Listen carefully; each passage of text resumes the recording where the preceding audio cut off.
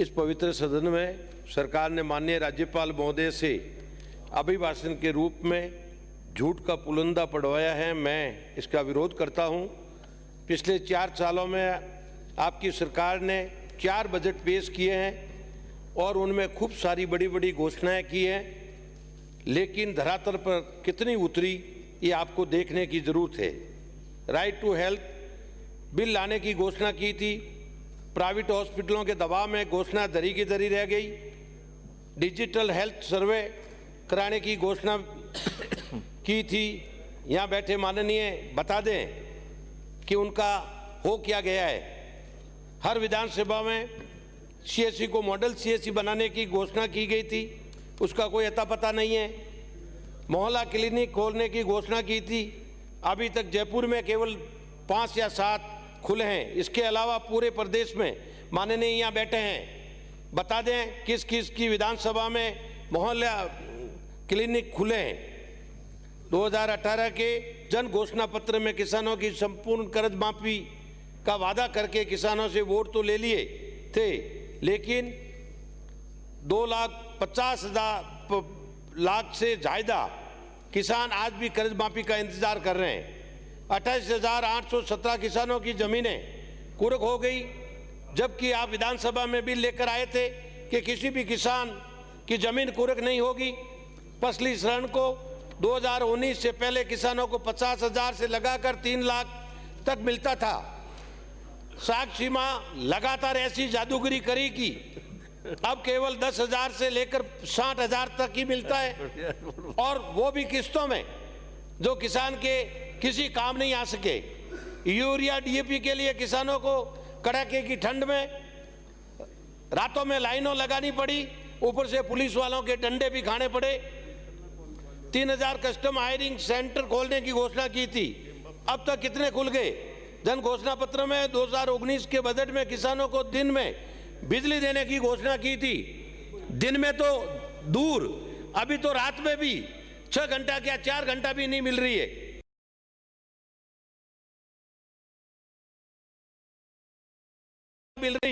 कृषि कुओं के ट्रांसफार्म जल जाते हैं। माननीय सभापति महोदय, 15 और 20 दिन और महीने भी लग जाता है। फसल बोई हुई किसान की अगर 5 दिन में पानी नहीं दिया जाता है तो वह नष्ट हो जाती है।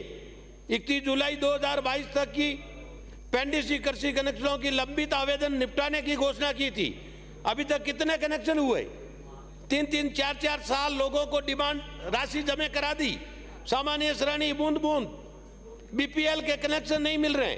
जन घोषणा पत्र के बिंदु संख्या 2 व 3 में वादा किया था कि पशुपालकों को पशुओं का मुफ्त बीमा किया जाएगा, और बजट 2022-23 में बिंदु संख्या 158 पर 6 लाख पशुओं के बीमा करने की घोषणा की थी।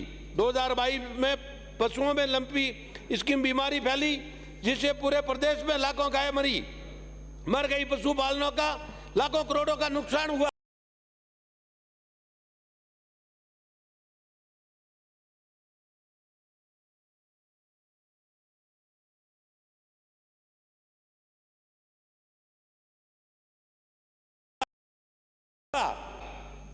अगर आपने समय रहते पशु बीमा लागू कर दिया होता तो प्रदेश को, पशुपालकों को कुछ लाभ भी मिलता। अभी भी राज्य सरकार अगर सच में पशुपालकों की मदद करना चाहती है तो बजट में मुख्यमंत्री जी घोषणा करें कि लंपी स्कीम से मृत गोवंश पालकों को प्रति गाय के हिसाब से 50,000 रुपयों का मुआवजा दिया जाएगा। इससे पशुपालकों को कुछ राहत मिलेगी। 5,000 नए डेयरी बूथ खोलने की घोषणा की थी, कितने खोल दिए गए? 2019-20 में बजट घोषणा की थी 1,478 ग्राम पंचायतों पर नए पशु चिकित्सा उपकेंद्र खोलने की। अब तक कितने खुल गए? 2019-20 में हर पंचायत मुख्यालय पर नंदी गौशाला, जो कि नंदी गौशाला के अध्यक्ष हमारे बाड़मेर जिले के मेवाराम जी जैन को बनाया गया है। एक भी जगह नंदी गौशाला नहीं खुला, और हर पंचायत पे खोलने की घोषणा कर दी गई थी। जो पंजीकृत गौशाले चल रहे हैं उनका भी अनुदान समय पर नहीं मिलना, जबकि लंपी स्कीम प्रदेश की जनता ने गौ माता के लिए दिल खोलकर गौ माता की सेवा भी की। मुख्यमंत्री राहत कोष में क्लेम पैसे भी दिए, और गौशालाओं को समय पर अनुदान नहीं दिया जा रहा है। गायों को अनुदान कहां से देंगे? आपने 60 साल इस देश पर राज किया। 1971 में तत्कालीन प्रधानमंत्री श्रीमती इंदिरा गांधी जी ने गरीबी हटाओ का नारा दिया था, लेकिन लोगों की मूलभूत आवश्यकता शिक्षा, स्वच्छता, पानी, बिजली, सड़क तक ध्यान नहीं दिया।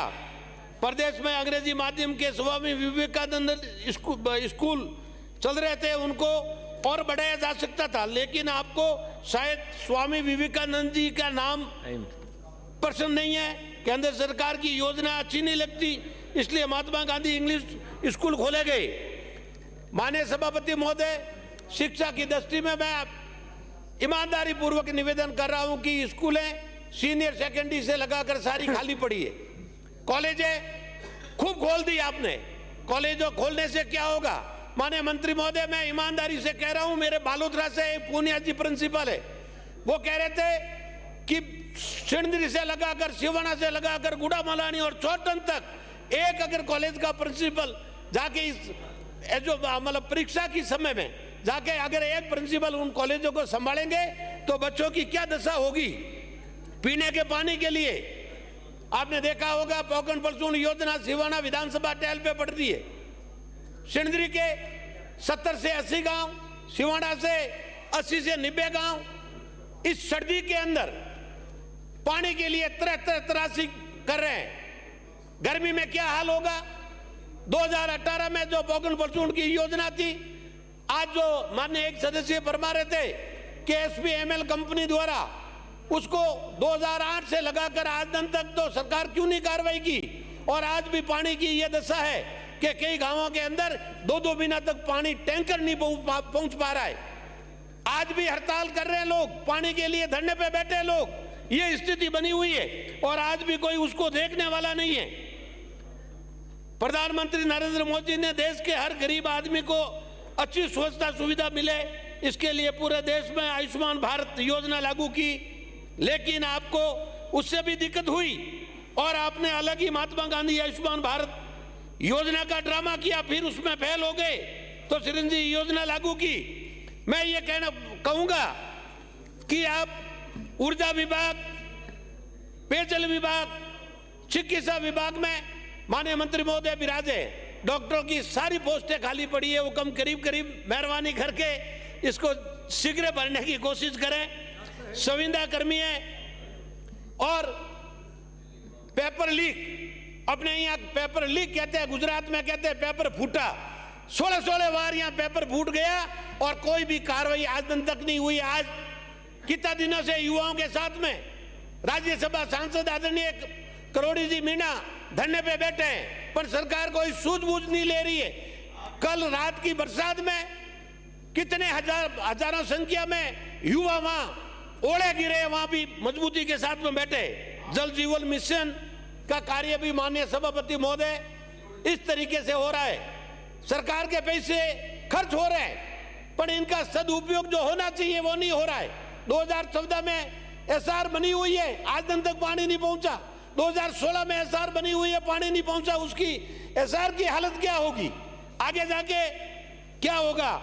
मैं सभापति महोदय एक निवेदन करूंगा कि अभी जो ओलावृष्टि हुई है इसमें पूरे राजस्थान में नुकसान हुआ है, पूर्व पश्चिम उत्तर दक्षिण हमारे वहां ओले कम गिरे हैं, परंतु किसानों के R&D से लगाकर जीरे से लगाकर फसलों का इतना नुकसान हुआ है।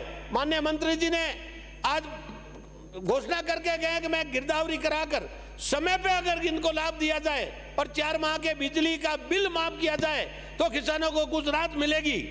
एक राजस्थान में, ये राजस्थान है, हर प्रांत में अपने प्रांत की भाषा है। मैं सभापति महोदय आपके मार्फत इस बजट घोषणा में मुख्यमंत्री जी से आग्रह करूंगा कि राजस्थान में राजस्थानी भाषा लागू की जाए, इसके लिए घोषणा करावें ताकि लोगों की इच्छा है युवाओं की और समय पे पानी पेयजल की व्यवस्था कराई जाए। कॉलेज शिक्षा में भी पद खाली, चिकित्सा में खाली, ऊर्जा विभाग में ये हाल और भ्रष्टाचार। इसमें तो आपने अभी देखा होगा आज के पेपर डकैती, अपराधों की पेपर भरे पड़े हैं। खुलेआम चैलेंज के साथ में गोलियां चलानी और भयभीत करना, पुलिस हाथ पे हाथ धर के बैठी है। माननीय सभापति महोदय, आने वाले समय में ये राजस्थान इतना अपराधी प्रदेश बन जाएगा। आपने देखा होगा जगह जगह खुली शिकर से लगाकर, आज जयपुर के अंदर भी सुबह अखबार में देखा, रात को कितनी गोलियां बरसा दी, और राजस्थान में बेहाल हो जाएंगे। और भ्रष्टाचार का तो अंकुश सरकार को लगाना चाहिए, नहीं लगेगा तो पूरे राजस्थान में क्या स्थिति होगी। आदरणीय सभापति महोदय, समय रहते ये पानी की व्यवस्था नहीं की गई तो आने वाले समय में बहुत बुरे हाल होंगे। यही मेरा निवेदन रहेगा। जय भारत, जय हिंद, धन्यवाद।